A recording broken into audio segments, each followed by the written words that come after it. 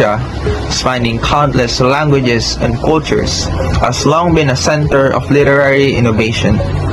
This report highlights how Asian literature reflects the continent's complex histories and cultural identities, capturing stories and ideas that continue to influence the world today. We are the Group 1 and I am Marcoquin O. Bakiran presenting the Literature of Asia.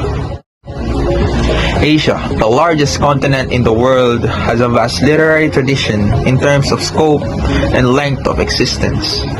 Literature in the Eastern Hemisphere prospered and mirrored the developments in religion, war, and politics. It is wise to study the Asian literature by geographical region. First is the East Asia. China, one of the world's cradles of civilization, started its unbroken literary tradition in the 14th century BCE. The preservation of the Chinese language, both spoken and written, has made the immeasurable prolonged existence of their literary tradition possible. Fun fact, the term cradle of civilization refers to a region where the earliest complex societies and cultures began to develop. These areas are considered the birthplace of organized societies with advanced cultural, economic, and technological practices, including the development of writing, agriculture, urbanization, and governance. Also, Asia contains 4 of the 6 cradles of civilization in the world. First is Mesopotamia, which is modern-day Iraq, the Indus Valley located in India, ancient Egypt, and ancient China. And here are some notable authors from China. First is Du Fu. He is also known as Tu Fu. According to many literary critics, he was the greatest Chinese poet of all time. Next is Li Po. He is also known as Li Bai, a Chinese poet who is a competitor of Du Fu as China's greatest poet. He was romantic in his personal life and his poetry. Next is Wang Wei. He was a poet, painter, musician, and statesman during the Tang Dynasty. He was the established founder of the respected Southern School of Painter-Poets. Next is Mo Yan. He was a fictionist who won the 2012 Nobel Prize for Literature. And lastly, we have Yu Hua. He was a world-acclaimed short story writer and considered as a champion for Chinese meta-fictional or post-modernist writing. This is the words. 2 poems by Du Fu. Aoyama Sano used a calligraphic form called Roding Scoop to brush 2 compositions by Du Fu. In a mode of classical Chinese poetry that features 8 lines of 5-character regulated verse. The poem on the right describes the immersive sensation of viewing a vivid mural of a legendary Isle of the Immortals on the wall of a monk's residence. The one on the left concerns the complex mood brought by spending a rainy night on a boat set for departure, unable to go ashore to say farewell to a friend was made the journey possible. Farewell to Meng Hao John at Yellow Crane Tower by Li Po. This is one of several great Li Po poems on a young subject of parting friends, whose vivid imagery and grand scale of space, resembling Chinese landscape painting, and whose depth of feeling have made it among the most famous and popular of Tang Dynasty poems. Meng Hao John was the elder poet of the 2 men, the great master of Tang poetry. The poem recounts one leg and a long journey by Hao John, for which Li Po traveled over 100 miles to reach Yellow Crane Tower so that he could bid his friend farewell. Green Stream by Wang Wei. Green Stream utilized vivid imagery to describe a tranquil river journey, contrasting the serenity of nature with the turmoil of the outside world. Compared to the author's other works, it exhibits a shift towards a more introspective and meditative tone, reflecting the cultural emphasis on nature in Tang Dynasty poetry. The river's winding turns and abundant flora symbolize the challenges and solace found in the natural world, providing a refuge from the political and social upheavals of the era. Frag by Moyan. As usual for Moyan, this novel is set in the small town of northern East Gaomi Township, based on Dalan Township, Gaomi County in Shandong, Moyan's hometown. This novel deals with the then continuous issue of family planning and birth control. The narrator is Wan Zhu, also known as Xiao Pao and as Tadpole, hence in part the title of the book. We follow him from childhood to adulthood, but in particular we follow his aunt Wan Xin, known to everyone as Gugu. Brothers by Yuhua. The novel starts when the guys are still children, just before the Cultural Revolution. It then keeps going through Deng Xiaoping era and the Olympics of 2008. It recounts modern Chinese history through the life of the two brothers, with a special attention to the transformation of Liu, a fictitious Chinese town that suits quite well the majority of Chinese rural towns. Did you know that China is the oldest continuous major world civilization with records dating back 3,500 years? Successive dynasties developed a system of bureaucratic control which gave the agrarian-based Chinese an advantage over neighboring nomadic and hill cultures. So now let's talk about Korea. Korea's history dates back to ancient times with the founding of the first kingdom, Gojoseon, around 2333 BCE. Over the centuries, Korea was unified under powerful dynasties such as the Silla and later the Joseon dynasty, which shaped its culture and Confucian traditions. After Japanese colonization, from 1910 to 1945, Korea was divided into two nations, North and South Korea, following the end of World War II, leading to ongoing political and ideological divisions. Korea's literary tradition has been greatly influenced by China's cultural dominance, with early poets composing in classical Chinese by the 4th century. Transformation began in the 7th century, leading to the development of Hangul in the 15th century, which marked a new era for Korean literature. In contemporary times, the aftermath of the Korean War introduced themes of alienation, conscience, disintegration, and self-identity in literary works. Cho Nam-soon, he was a prominent historian and poet instrumental in modern Korean poetry. His poem, The Ocean to the Youth, sought to inspire cultural reform among Korean youth.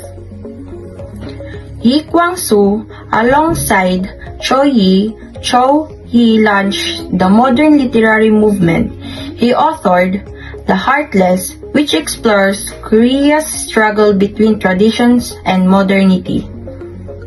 Yoon Hae-gil, a celebrated South Korean novelist, he wrote Changma, The Rainy Spell, which delves into post-war family dynamics. Park Kyung-ni, she is renowned for her epic novel Toji, The Land, which chronicles significant events in Korean history from 1897 to 1945. We're already done in discussing the Korean literature, and now we're going to discuss and dive to the culture and literary period of Japan. Japan has a unique and literary history, even though it has been influenced by the Chinese language and Chinese literature. It has a worldly known poetic genre called haiku.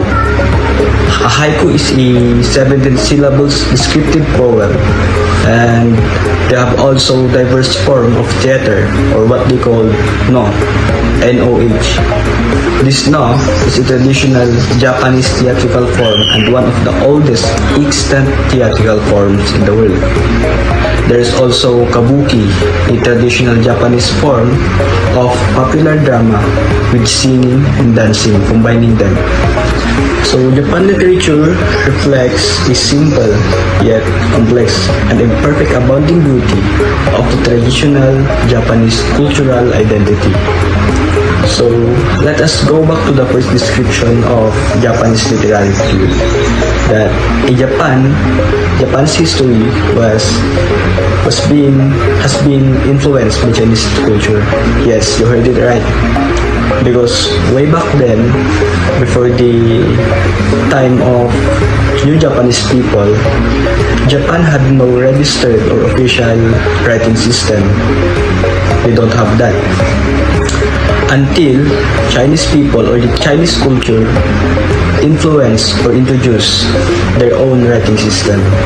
What is also known as kanji. So what is kanji? Simply, kanji is the writing system used by Chinese people during those time. So when was kanji introduced? So it is believed that kanji was introduced about 5th century or approximately about 400 BC. AD rather. It was believed it was introduced approximately about 400 AD. So you have already witnessed the background and history of Japan literary period. So now, we're going to dive into the significant authors and their respective works of Japanese literature. So let's proceed to Kobe Abe. Kobe Abe was a Japanese novelist and playwright who was also known as with his pseudonym of Abe Kimifusa. He won the 1967 Akutagawa Award with his famous novel The Woman in Dreams. So this novel reflects the essence of myth and the suspense of existential love. So in simplest definition, this novel was a combination of myth and the reality. So let's proceed to Kimitake Hiraoka, also known with his pen name Mishima Yukio.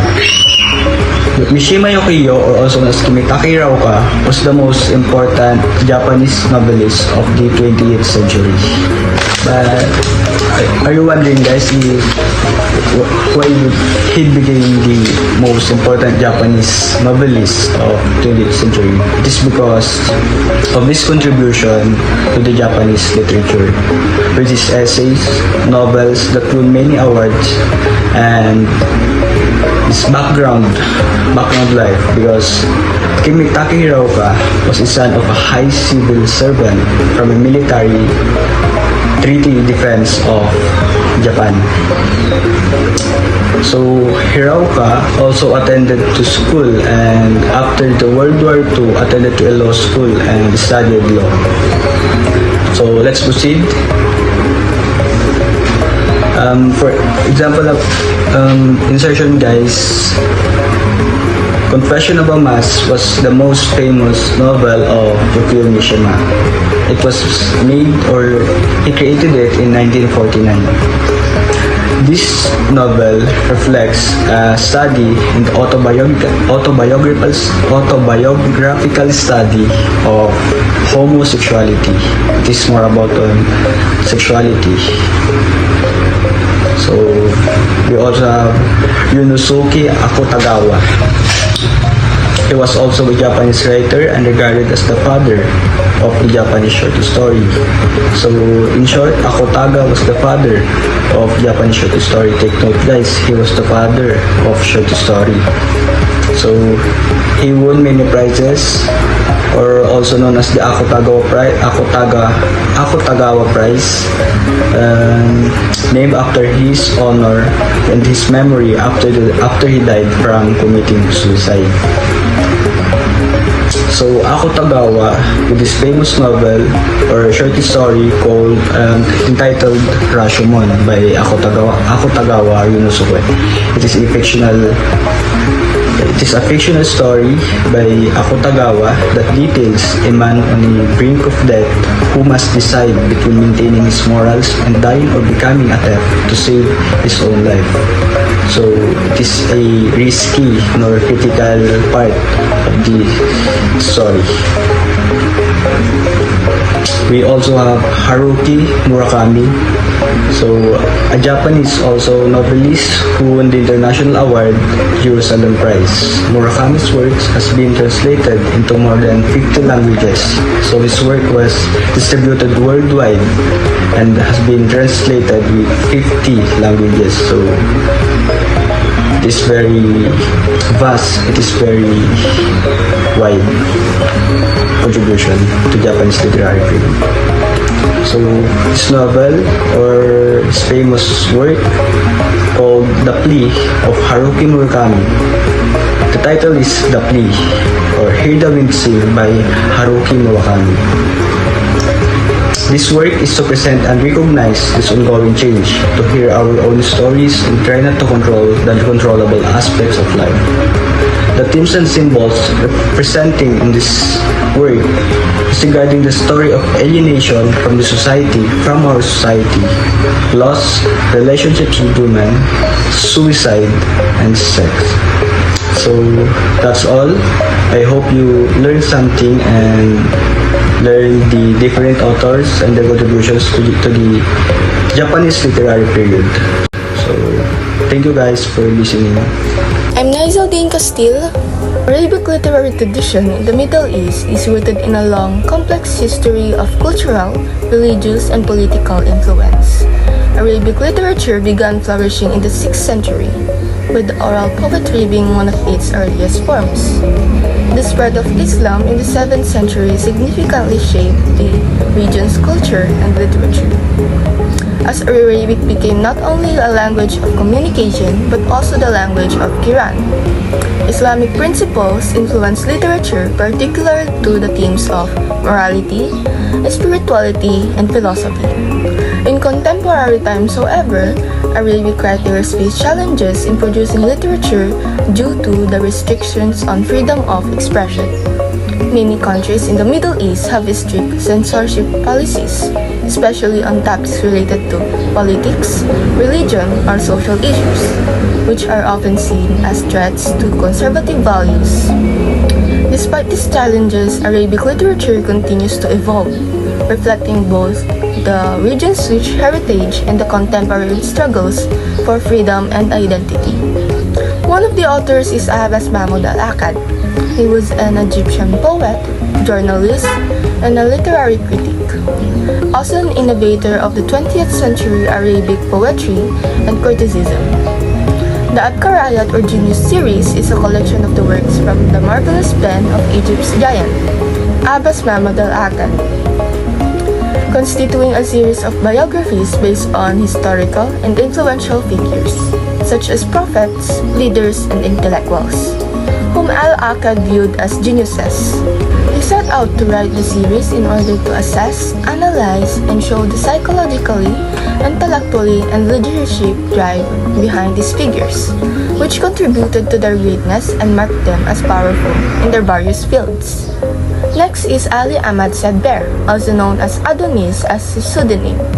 He is an award-winning Syrian-born Lebanese poet, literary critic, and is a leader of the modernist movement in contemporary Arabic poetry. He was the recipient of numerous honors including the 2011 Goethe Prize and the 2017 P.N. Nabokov Award for Achievement in International. Some of his famous poems are First Poems and Leaves in the Wind. In the first poems, Adonis shares with the readers the initial formation of his modernist voice. It is more personal with affinity to nature and the inner world of the poet. Themes that occupy the poems in this collection include love, memory, and time passing. These are prevalent themes expressed symbolically and abstractly. The work, however, also shows early attempts at breaking loose from the classical forms of Arabic poetry by Adonis, who preferred to write in free verse with innovative imagery. Lastly, we have Taha Hussein. Taha Hussein was an Egyptian novelist, essayist, critic, and an outstanding figure in Egyptian literature. His nickname was the Dean of Arabic Literature. He wrote the novelized autobiography, The Days, one of the most popular works of modern Arabic literature that deals with his childhood in a small village. Then his studies in Egypt and France. The Days is a three-part autobiographical work written by Taha Hussein, one of the Egypt's most important writers and thinkers, representing his life from early childhood in the Nubian village through education at Al-Azhar University in Cairo to his studies in France. The book was, in its structure and lyrical style, a reflection of his experiences growing up blind, his struggles with the traditional school system, and his intellectual journey. Published serially between 1929 and 1955. It is a personal narration against the backdrop of wider social and cultural concerns of early 20th century Egypt. I am Mark Jason Picachicho and I am here to report about the South and Southeast Asia. So now, let's tackle about South and Southeast Asia. India is the cultural giant over South Asia. Homer greetings such as Veda and the Brahmanas and the Upanishads are the roots of Indian literature as early as 1500 BCE. The Veda is written in the Sanskrit language introduced the birth of Indian literary. The literary traditions of Southeast Asia possess the influence of Buddhist, Thai, and English cultures, especially in Burma literature. Malaysian and Indonesian literature reflects a large part of the Sanskrit language and Islam culture. So let's tackle the poets and the writers from Southeast and Southeast Asia.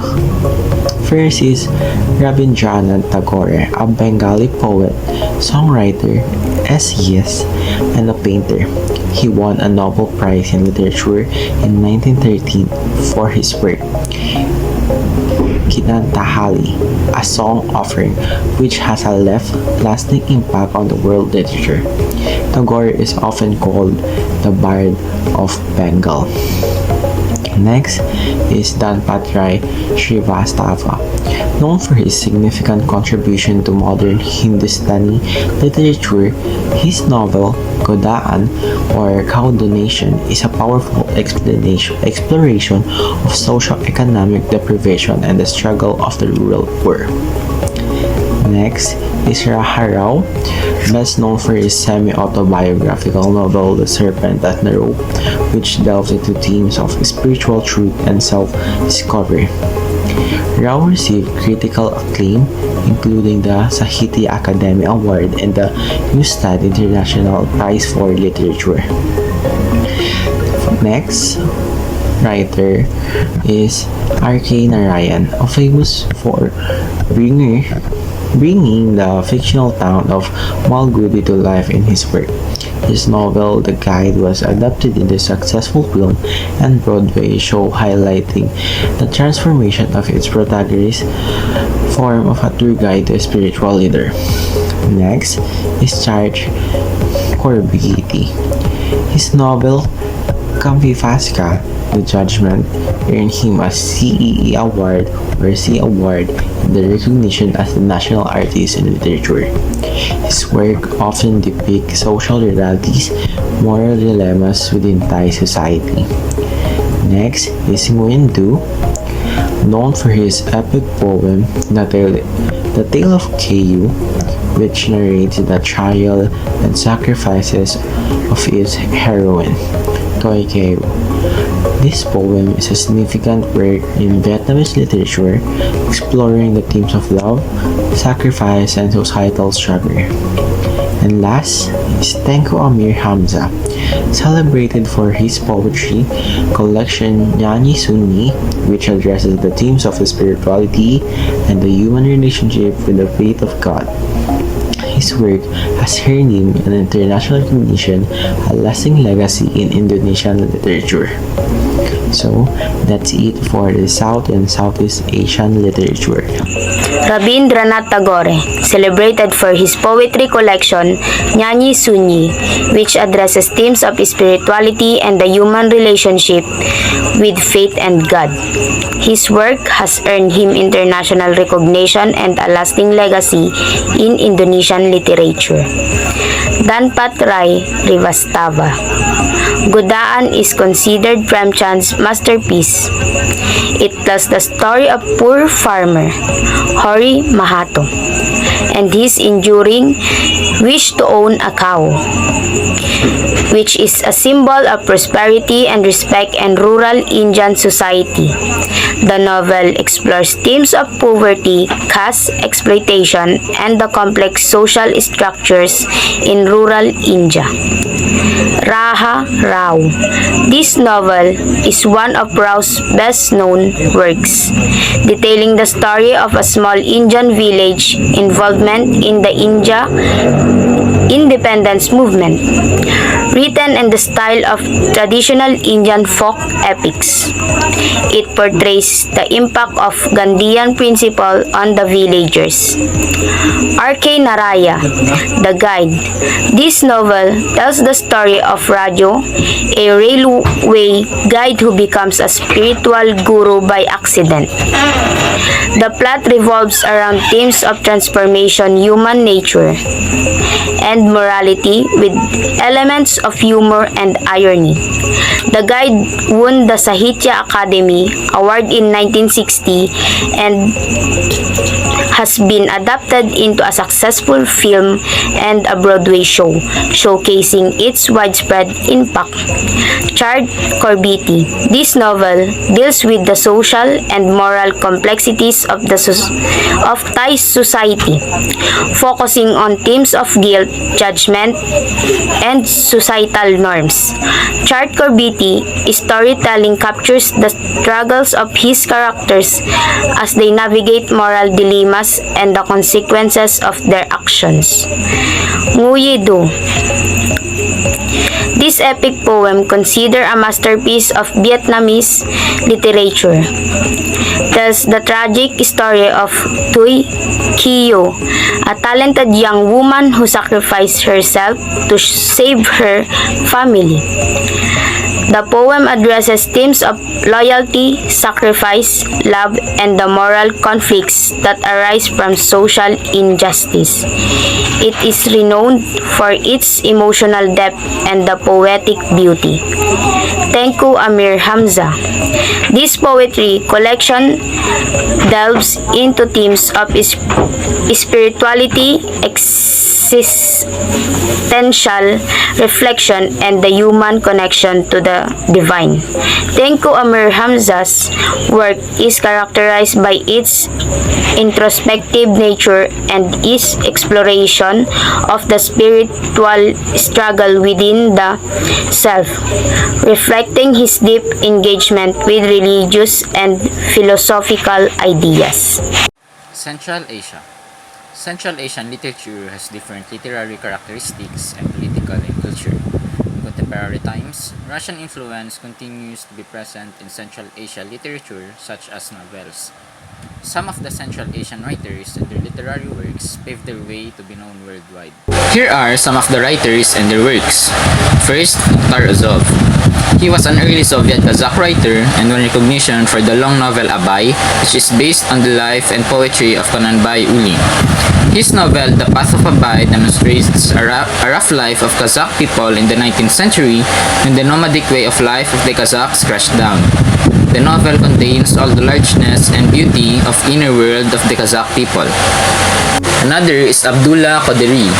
He was known by the pseudonym Junkoboy. He was one of the most influential Uzbek writers of the 20th century and a Soviet playwright, poet, writer, and a literary translator. His story of Gankunlar takes place in Turkestan, the heart of Central Asia, in the year 1264 of the Hijra and centers on Atabek, a young man lost in thought and left feeling like an outsider. His pursuit for love with a young woman takes readers on a romantic journey filled with self-doubt and self-discovery. Next, Chingiz Aitmatov. He was a Soviet and Kyrgyz author and the best-known figure in Kyrgyz and Russian literature. One of his works is called Jamila. Jamila is told from the point of view of a fictional Kyrgyz artist who is it that tells the story by looking back at his childhood. The story recounts the love between his new sister-in-law Jamila and a local crippled young man, Danyar, while Jamila's husband Sadiq is away as a Soviet soldier during World War II. And that's all for us Group 1. Thank you for listening and for paying attention. We hope that you've learned many things from our discussion. Thank you.